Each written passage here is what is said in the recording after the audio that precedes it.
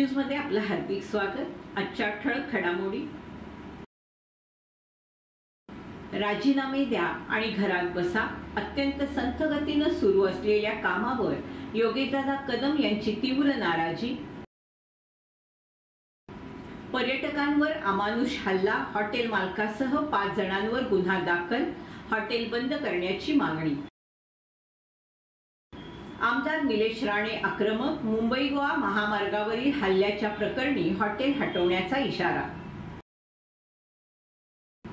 पराभवानंतर दुसऱ्याच दिवशी भाजप प्रवेशाची चाचपणी, ठाकरे गटाच्या जिल्हाध्यक्षांचा मोठा गौप्यस्फोट।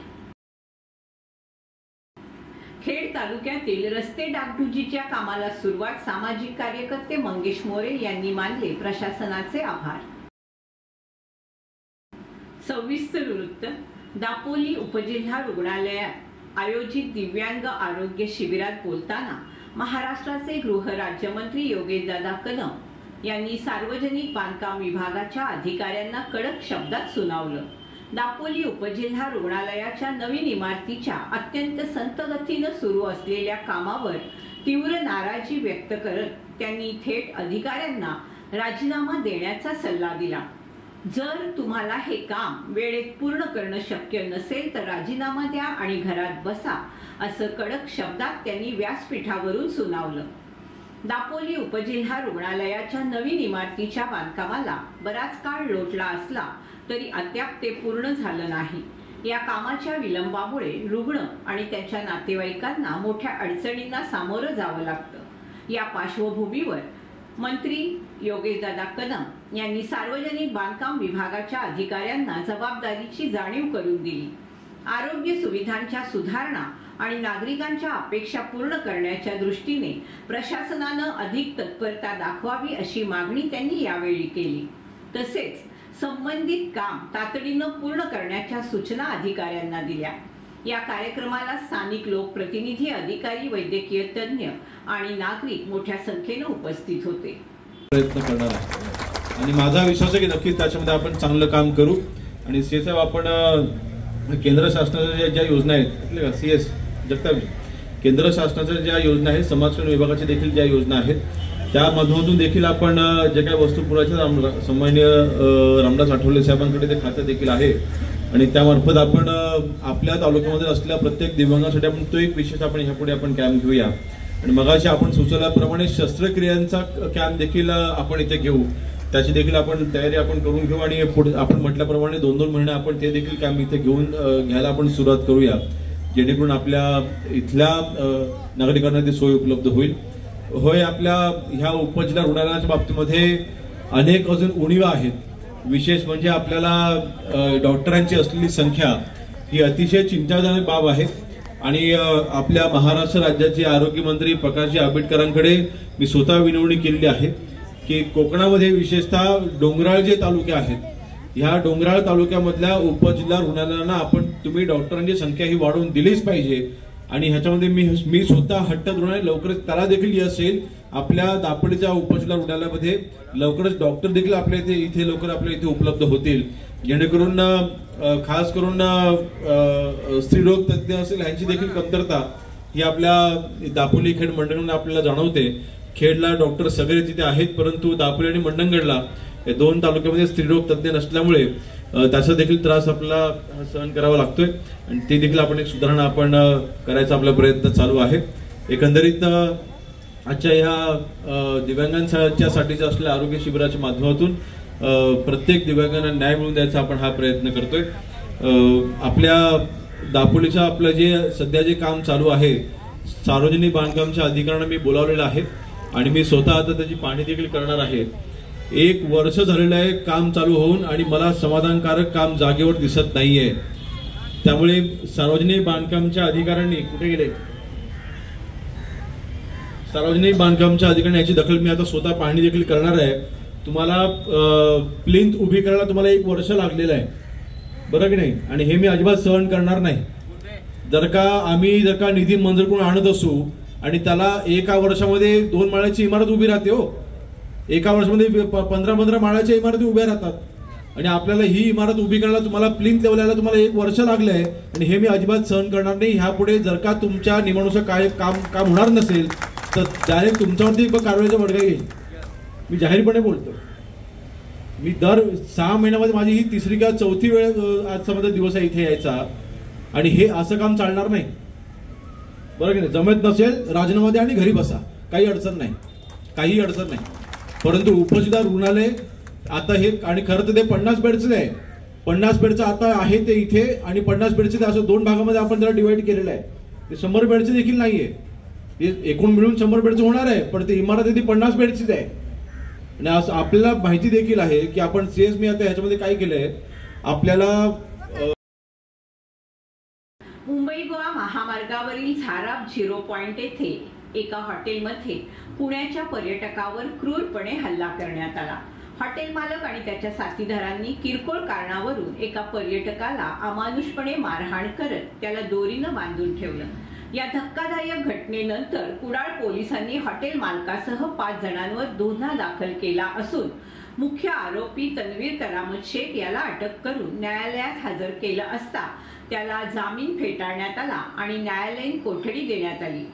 पुणे येथील काही पर्यटक मुंबई गोवा महामार्गावरील झाराप 0 पॉइंट येथील एका हॉटेलमध्ये चहा पिण्यासाठी थांबले होते, मात्र चहात माशी आढळल्यामुळे त्यांनी नवीन चहा देण्याची विनंती केली।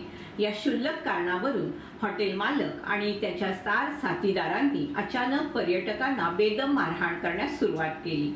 हल्लेखोरांनी रुपेश बबन सकपाळ याच्यावर प्राणघातक हल्ला करत काठ्या, हात आणि लाथांनी त्याच्या चेहऱ्यावर आणि शरीरावर जबर मारहाण केली। इतकंच नव्हे तर त्याला दोरीनं बांधून कैद करून ठेवण्यात आलं। या घटनेने पर्यटक भयभीत झाले। त्यांनी तात्काळ पोलिसांच्या 112 हेल्पलाईनवर मदतीसाठी कॉल केला। त्यानंतर कुडाळ पोलीस ठाण्यातील महिला पोलीस अंमलदार ममता जाधव आणि पोलीस कर्मचारी योगेश मुंडे तात्काळ घटनास्थळी पोहोचले। त्यांनी बळजबरीनं कैदेत ठेवलेल्या पर्यटकांची सुटका केली, मात्र भीतीपोटी पीडित पर्यटकांनी हॉटेल मालकाविरोधात तक्रार देण्यास नकार दिला। पोलिसांनी स्वतः सरकारी तक्रार नोंदवून हॉटेल मालक आणि अन्य 4 जणांविरुद्ध गंभीर स्वरूपाचे गुन्हे दाखल केले। या प्रकरणी कुडाळ पोलिसांनी हॉटेल मालक तन्वीर करामत शेख वय 29, शराफत अब्बास शेख वय 57, अब्बास साहिल शराफत शेख वय 18, परवीन शराफत शेख वय 42, शाजमीन शराफत शेख वय 19, तलाह करामत शेख वय 26 सर्व राहणार झाराप खान मुल्ला यांच्यावर गुन्हा दाखल केलाय। या घटनेनंतर आमदार निलेश राणे यांनी संताप व्यक्त करत तीव्र भूमिका घेतली। त्यांनी सोशल मीडिया प्लॅटफॉर्म X वरून व्हिडिओद्वारे प्रतिक्रिया दिली असून 12 तारखेपर्यंत ही चहाची टपरी हटवली नाही तर कायदा हातात घेऊन आम्ही ती हटवू असा थेट इशारा दिला। त्यांनी हिंदू बांधवांना त्या हॉटेलसमोर एकत्र यावं असं आवाहन केलं। त्यांच्या या विधानानंतर या प्रकरणाला नवा राजकीय रंग मिळण्याची शक्यता वर्तवली जाते। आता पोलीस प्रशासन यावर काय पावलं उचलतंय याकडे सर्वांचं लक्ष लागून राहिलंय। पाहूया नेमकं काय म्हणाले निलेश राणे। नमस्कार। 2 दिवसापूर्वी कुडाळमध्ये झाराप तिट्यावर एक घटना घडली। काही पर्यटक आले होते, तिथे एक चहाची टपरी होती। चहाची टपरी एका मुसलमानाची होती आणि काहीतरी बाचाबाची झाली आणि त्या बाचाबाचीवर ते सगळे मुसलमान एकत्र झाले आणि त्या पर्यटकांना मारलं। एकाला तर कपडे काढून रस्त्यावर झोपून मारलं। पोलिसांनी तक्रार दाखल केलेली आहे। 5 आरोपी केलेले आहेत, 5 पैकी 1 पकडला गेला आहे, 4 अजून मोकाट आहेत। पोलीस प्रशासनाला मला सांगणं आहे 12 तारखेला 4 वाजता मी त्या गावात जाणार आणि जी चहाची टपरी ज्याच्यावर हे घडलं ती काढून टाकणार, कारण का ती इलिगल आहे। पोलीस प्रशासनाकडे किंवा शासनाकडे 48 तास आहेत। आज 10 तारीख आहे। 12 तारखेच्या आजची चहाची टपरी काढून टाकावी, नाहीतर मी स्वतः तिथे जाणार आणि तिकडे लॉ अँड ऑर्डरचा जर प्रश्न तयार झाला तर मग ही जबाबदारी सर्वस्वी पोलिसांवर असेल।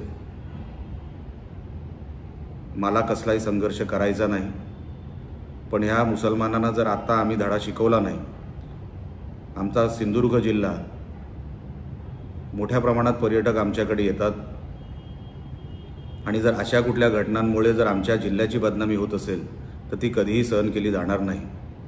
म्हणून येणाऱ्या 12 तारखेला आमच्या सगळ्या हिंदू बांधवांनी कुडाळमध्ये जमायचं आहे. ते ठिकाण तुम्हाला नंतर सांगण्यात येईल आणि आपण स्वतः त्या गावात जाऊन हे कोण मुसलमान, एक कशासाठी हे सगळं त्यांनी केलं, कसली ताकद त्यांना दाखवायची होती, त्यांची जिरवण्यासाठी आता वेळ आलेली आहे. आता आपण सगळ्यांनी जमून तिकडे जावं. आपण स्वतः सगळे मिळून तिकडे जायचं आहे, जमायचं आहे आणि पोलिसांनी ह्या विषयाची दखल घ्यावी आणि योग्य ती कारवाई करावी. या घटनेनंतर कुडाळ शहरातील सकल हिंदू समाज आक्रमक झाला. त्यांनी कुडाळ पोलीस ठाण्यात हजर राहून अशा गुंड प्रवृत्ती विरोधात निवेदन दिलं. क्षुल्लक कारणावरून पर्यटकांवर जीवघेणा हल्ला करणं अत्यंत गंभीर आहे. ही घटना आमच्या जिल्ह्याच्या प्रतिष्ठेला काळिमा फासणारी आहे. जर अशा गुंड प्रवृत्तीवर कठोर कारवाई झाली नाही तर जिल्ह्यात येणारे पर्यटक मोठ्या प्रमाणात कमी होतील आणि आर्थिक उलाढाल ठप्प होईल. त्यामुळे हे हॉटेल तात्काळ बंद करण्यात यावं अशी मागणी निवेदनाद्वारे करण्यात आली. जर या प्रकरणात योग्य ती कारवाई झाली नाही तर हिंदू समाज गप्प बसणार नाही आणि मोठं आंदोलन छेडलं जाईल असा इशारा देण्यात आलाय. या गंभीर प्रकरणाची दखल घेत कुडाळ पोलिसांनी तातडीनं तपास सुरू केला. पोलीस अधीक्षक सौरभ कुमार अग्रवाल, अप्पर पोलीस अधीक्षक ऋषिकेश रावले, उपविभागीय पोलीस अधिकारी विनोद कांबळे यांच्या मार्गदर्शनाखाली कुडाळ पोलीस ठाण्याचे पोलीस निरीक्षक राजेंद्र मगदूम, पोलीस उपनिरीक्षक गणेश कराडकर, पोलीस अंमलदार ममता जाधव, प्रीतम कदम, योगेश मुंडे यांनी ही कारवाई केली. पर्यटनासाठी सिंधुदुर्ग जिल्ह्यात 6 मित्रांचा समूह आला होता. तेव्हा ते चहा पाण्यासाठी जराप या पॉइंटवर, सिंधुदुर्ग जिल्ह्यामधल्या जराप या पॉइंटवर चहा पाण्यासाठी थांबले होते. तिकडे चहाची जी टपरी होती, जी छोटंसं हॉटेल होतं, त्या ठिकाणी चहामध्ये माशी पडल्यामध्ये चहाचे जे हॉटेल ओनर आहे आणि जे पर्यटनासाठी समूह आलेला आहे त्यांच्यामध्ये बाचाबाची झाली. वादविवाद झाला की याच्यामध्ये माशी पडलेली आहे आणि हा चहा रिप्लेसमेंट करून पाहिजे, नाही तर ते पैसे देणार नाही. त्याच्यामध्ये वादविवादामध्ये त्याचे जे शाब्दिक बोल होते ते हाणामारीपर्यंत आले. हाणामारीनंतर मग चहावाला जो हॉटेलवाला होता त्यांनी त्या पर्यटनापैकी एक जो होता त्याला ते बांधून ठेवलं, जेव्हा ते पैसे देत नाही तेव्हा. त्याच्यामध्ये जे पर्यटनासाठी आले होते त्यांच्यापैकी एकाने डायल 112ला कॉल केला. डायल 112चा कॉल हा कुडाळ पोलीस स्टेशनला रीडाऊट झाला आणि कुडाळ पोलीस स्टेशनचं पथक लगेच त्या पॉईंटपर्यंत पोहोचलं. तिथे जाऊन त्यांनी जे पकडून धरलेला इसम होता पर्यटन, त्याला सोडवलं आणि सगळ्यांना घेऊन कुडाळ पोलीस स्टेशनला आले. त्याच्यानंतर तेव्हा त्यांचा सुटका झाल्यामुळे पर्यटकांना गुन्हा दाखल करायचा नव्हता, तरी पण कुडाळ पोलीस स्टेशन आणि पोलिसांनी स्वतःहून गुन्हा दाखल करून घेतलेला आहे. चहा टपरीच्या मालकांवर जो गुन्हा आहे तो अंडर सेक्शन 115(2), 189(2), 126(2), 191(2), 190 आणि 118(1) याच्यामध्ये आम्ही रॉंगफुल रिस्ट्रेंट, रायटिंग आणि हर्ट याचे सेक्शन्स आम्ही लावलेले आहेत. सिंधुदुर्ग जिल्हा हा पर्यटन प्रेमी जिल्हा आहे, पर्यटनवर अवलंबून असा जिल्हा आहे आणि पर्यटनचा फोकस दिला जातो असा हा जिल्हा आहे. तिथे सर्व पर्यटकांना स्वागत केलं जातं. असे काही घटना आहेत त्याच्यामुळे सिंधुदुर्ग जिल्ह्याच्या पर्यटनाला काही फरक नाही पडायला पाहिजे, म्हणून सिंधुदुर्ग पोलीस हे तैनात आहेत. असे काही घटना घडल्यात सिंधुदुर्ग पोलीस प्राथमिकतेने त्याची दक्षता घेते आणि जे काही चुकीचं करत असेल, जे काही क्राईम करत असेल त्यांच्यावर लगेच गुन्हा दाखल करून घेते. आणि या गुन्ह्यामध्ये पण कोणी बांगलादेशी आहे का हे पक्काप्रमाणे आम्ही व्हेरीफाय करणार आहे आणि आहे की नाही हे आम्ही खेड तालुक्यातील रस्त्यांची झालेली चाळण यावर वेळोवेळी प्रशासनाला जाग आणणारे सामाजिक कार्यकर्ते मंगेश मोरे यांच्या उपोषणाची दखल घेत प्रशासनानं आता रस्त्यावरील खड्डे भरण्यास सुरुवात केली. 26 जानेवारी रोजी उपोषणाला बसलेले सामाजिक कार्यकर्ते मंगेश मोरे यांची प्रशासनानं दखल घेत त्यांना रस्त्याची डागडुजी करण्याचं आश्वासन दिलं होतं. आता प्रशासन आपल्या आश्वासनाची पूर्तता करत आहे. खेड तालुक्यातील ज्ञानदीप विद्या मंदिर परिसरात जाणाऱ्या रस्त्याची तसेच शिवतर रोड परिसरात जाणाऱ्या रस्त्यांची डागडुजी करण्याचं काम शासनानं हाती घेत या कामाला सुरुवात केली. त्यामुळे सामाजिक कार्यकर्ते मंगेश मोरे यांनी प्रशासनाचे आभार व्यक्त केले. नमस्कार, मी सामाजिक कार्यकर्ते मंगेश मोरे। आपण 26 जानेवारी 2025ला खेड नगरपालिकेच्या अंतर्गत रस्त्यांचे डागाडुगी होईल यासाठी आपण उपोषणाला बसलो होतो। मात्र पहिल्या दिवशी आम्हाला काय त्यांनी चांगलं सहकार्य केले नाही संबंधित प्रशासनाने, पण दुसरा दिवस गेला याच्यात काय म्हणजे नागरिकांनी पण चांगलं सहकार्य केले। ज्यांच्या रोडला ज्यांचे खड्डे पडलेले ते नागरिक त्या उपोषणाला हजेरी देत होते आणि त्याचीच दखल घेऊन संबंधित प्रशासनाने आज पासून जे खड्डे भरायला सुरुवात केली। मेन म्हणजे हा ज्ञानदीपकडे जाणारा मार्ग होता, तिथे खूप त्रास व्हायचा लोकांना। मी ते ICS कॉलेज आहे, ज्ञानदीप कॉलेज आहे, मुलांना अक्षरशः एवढी हालत व्हायची की शाळेत जायला पण त्यांना उशीर व्हायचा। म्हणून संबंधित प्रशासनाने लवकरात लवकर हे खड्डे बुजवायचं काम केले। आमची फक्त एवढीच अपेक्षा आहे त्यांना की हे काम करतात ते चांगल्या दर्जाचं काम करावं। आता काम चालू आहे, चांगलं काम चालू आहे। आता या आज शिवतर रोडचा करणार आहेत रोड आणि आज इकडचा ज्ञानदीपकडे जाणारा या आज अंतर्गत खड्डे भरायला आज सुरुवात केलेली आहे। त्यामुळे आम्ही संबंधित प्रशासनाचे आभार मानतो। गुहागर मतदारसंघातील आवाशी ग्रामपंचायतीचे सरपंच सदस्य आणि गावकऱ्यांनी मोठ्या संख्येनं शिवसेना शिंदे गटमध्ये प्रवेश केला। हा पक्ष प्रवेश राज्याचे राज्यमंत्री योगेशदादा कदम यांच्या उपस्थितीत पार पडला। यामुळे खेड तालुक्यात ठाकरे गटाला मोठा धक्का बसलाय। हा पक्ष प्रवेश मुख्यमंत्री एकनाथ शिंदे यांच्या वाढदिवसानिमित्त करण्यात आल्याची माहिती योगेशदादा कदम यांनी दिली। या प्रवेशामुळे तालुक्यातील राजकीय समीकरण बदलण्याची शक्यता वर्तवली जाते।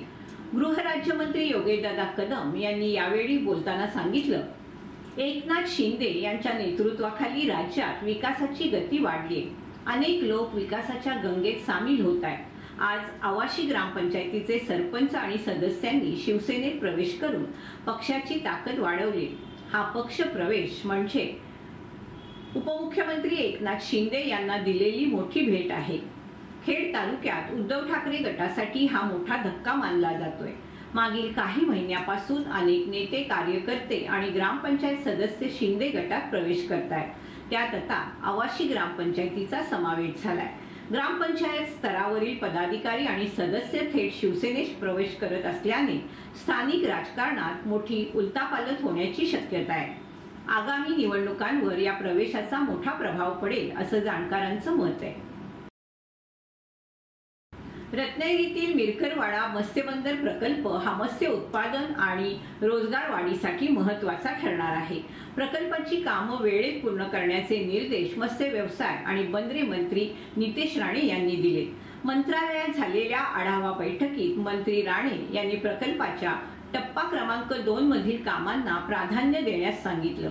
संरक्षक भिंत, लाटरोधक भिंत, नौकानयन मार्गातील गाळ काढणे, जाळी विणण्यासाठी शेड, सांडपाणी प्रक्रिया प्रकल्प, मच्छीमार निवारा शेड आदी कामं प्रस्तावित आहेत। पावसाळ्यापूर्वी ही कामं पूर्ण करण्यासाठी सूक्ष्म नियोजन करून तातडीनं परवानग्या मिळवण्याच्या सूचना त्यांनी दिल्या। या बैठकीला मत्स्य व्यवसाय आयुक्त किशोर तावडे, सह आयुक्त महेश देवरे, प्रकल्प अधिकारी अक्षया मयेकर आणि अन्य वरिष्ठ अधिकारी उपस्थित होते। विधानसभा निवडणुकीत पराभव झाल्यानंतर केवळ दुसऱ्याच दिवशी माजी आमदार राजन साळवी यांनी भाजप प्रवेशाची चाचपणी सुरू केली होती। असा मोठा गौप्यस्फोट शिवसेना ठाकरे गटाचे जिल्हाध्यक्ष विलास चाळके यांनी केला। यावेळी चाळके यांनी राजन साळवी यांना घरचा आहेर देत साळवी शिवसेनेतून बाहेर पडल्यास त्यांच्यासोबत कोणीही कार्यकर्ता जाणार नाही असं स्पष्ट केलं। दरम्यान शिवसेना ठाकरे गट विरुद्ध शिंदे गट आणि भाजप यांच्यातील राजकीय घडामोडींमध्ये आता नव्या चर्चांना उधाण आलंय। राजन साळवी यांच्या भविष्यातील राजकीय वाटचालीकडे सर्वांचं लक्ष लागून राहिलंय।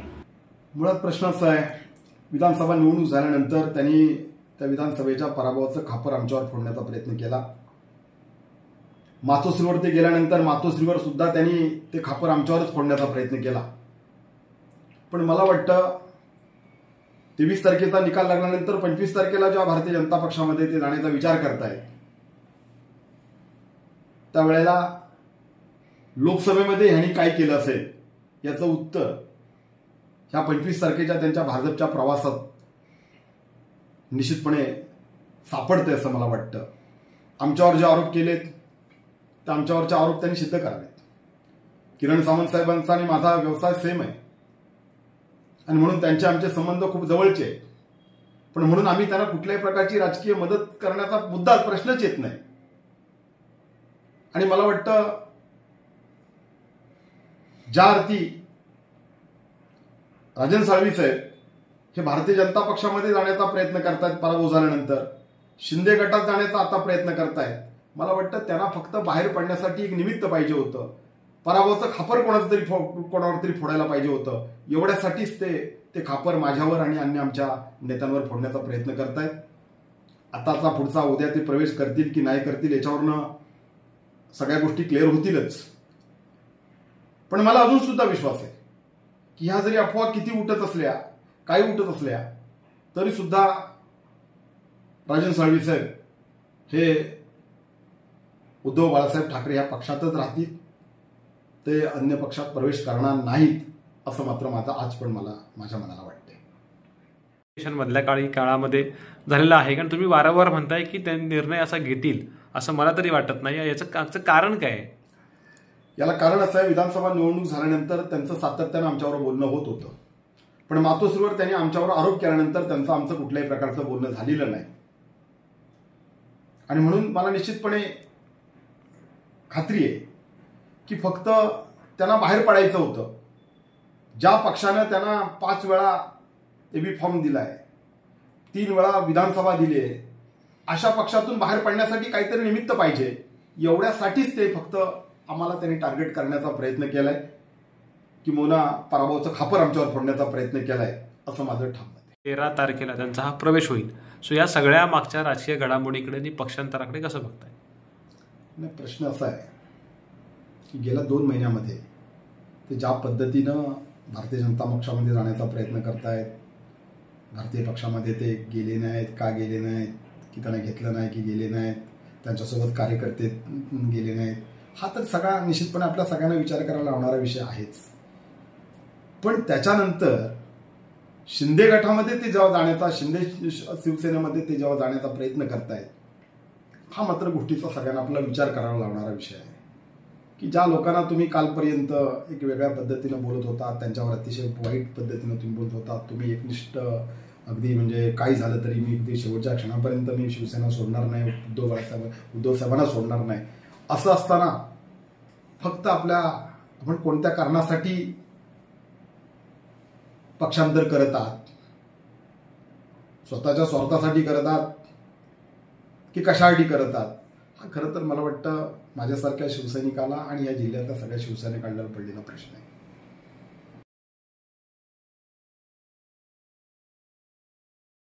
उपमुख्यमंत्री एकनाथ शिंदे यांच्या वाढदिवसानिमित्त अनेक ठिकाणी विविध कार्यक्रमांचं आयोजन करण्यात आलं असताना राज्याचे राज्यमंत्री योगेशदादा कदम यांनी एका अनोख्या पद्धतीनं त्यांना शुभेच्छा दिल्या.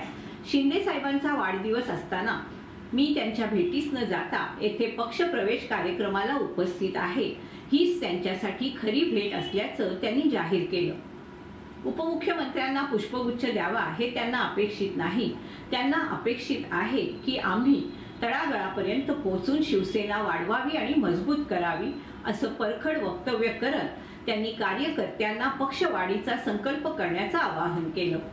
आवाशी येथे आयोजित कार्यक्रमात बोलताना योगेशदादा कदम यांनी गुहागर मतदारसंघाच्या सर्वांगीण विकासासाठी कटिबद्ध असल्याचं ठाम आश्वासन दिलं.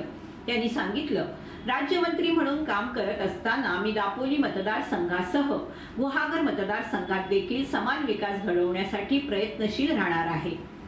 महसूल, ग्रामविकास, अन्न आणि नागरी पुरवठा तसेच अन्न आणि औषध प्रशासन या खात्यांद्वारे राज्यभर राबवल्या जाणाऱ्या सर्व योजना गुहागर मतदारसंघात प्रभावीपणे अंमलात आणल्या जातील. विशेष म्हणजे या योजना प्रत्यक्ष लाभार्थ्यांपर्यंत पोहोचवण्यासाठी मी स्वतः वैयक्तिक लक्ष घालणार आहे, असं त्यांनी स्पष्ट केलं. शिंदे गटाच्या शिवसेनेला अधिक बळकटी देण्यासाठी कार्यकर्त्यांनी थेट जनतेपर्यंत पोहोचलं पाहिजे असं मत व्यक्त करत वाढदिवसाला भेट म्हणून पुष्पगुच्छ नव्हे तर पक्षाची वाढ अपेक्षित आहे असं स्पष्ट विधान करत योगेशदादा कदम यांनी आगामी राजकीय वाटचालीसाठी आपली दिशा स्पष्ट केली. त्यांच्या या घोषणेमुळे स्थानिक कार्यकर्त्यांमध्ये उत्साह संचारला असून गुहागर मतदारसंघात नव्या विकासाचे वारे वाहू लागल्याची भावना व्यक्त केली जाते.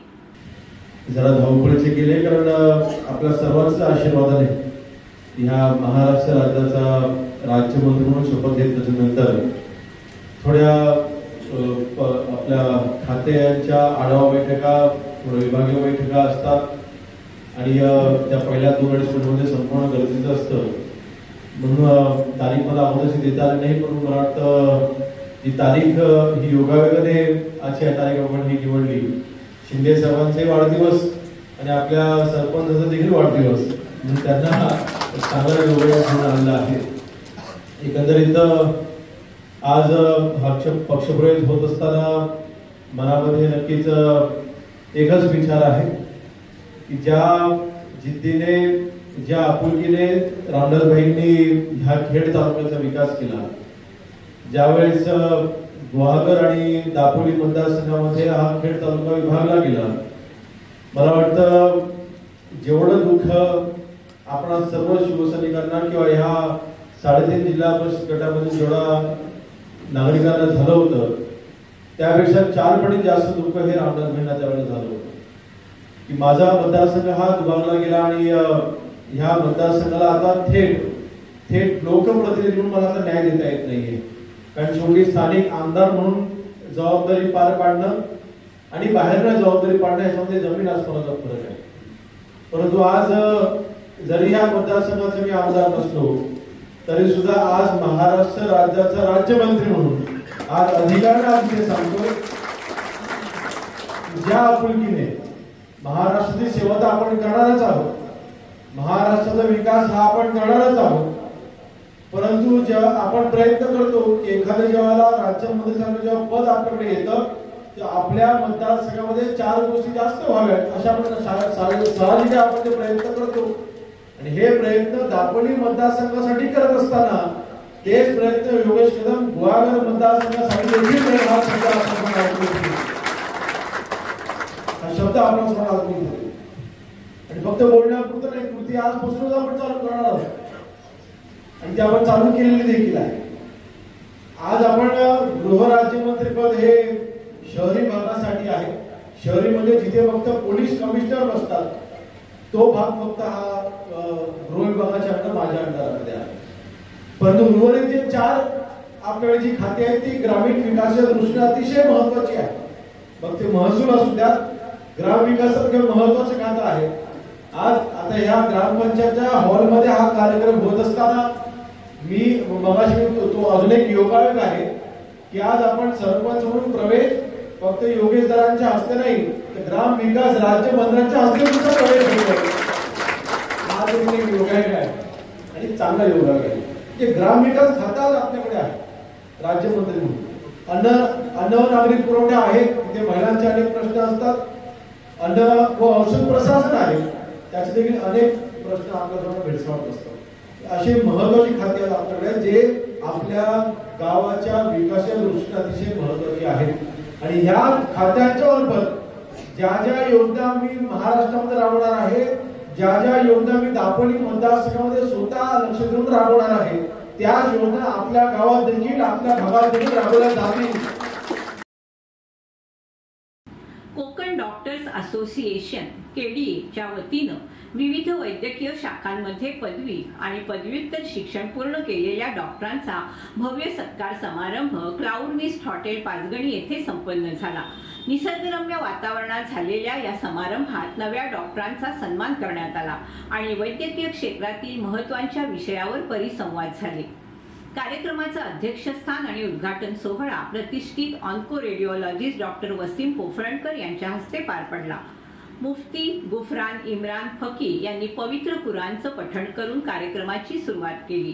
डॉक्टर नाझीम दादन आणि डॉक्टर मुदस्सिर खतीब यांनी कार्यक्रमाचं सूत्रसंचालन केलं.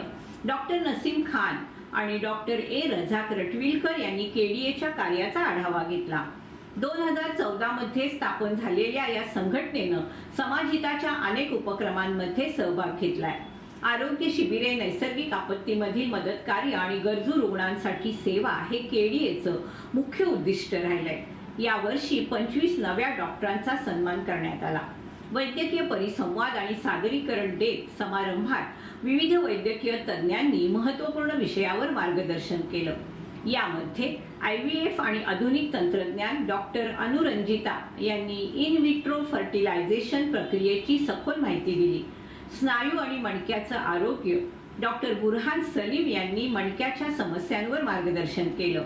मूत्रविकार आणि उपचार डॉक्टर सुहेब खान यांनी मूत्रविकार आणि त्यावरील उपचार पद्धती स्पष्ट केल्या. डॉक्टर वसीम पोफळणकर यांनी वैद्यकीय नीतिमत्ता आणि समाजसेवेतील डॉक्टरांची भूमिका यावर प्रकाश टाकला. डॉक्टर आतिफ मोहिमतुले यांनी उपस्थित सर्वांचे आभार मानले. दुपारच्या भोजनानंतर या सुंदर कार्यक्रमाची सांगता करण्यात आली.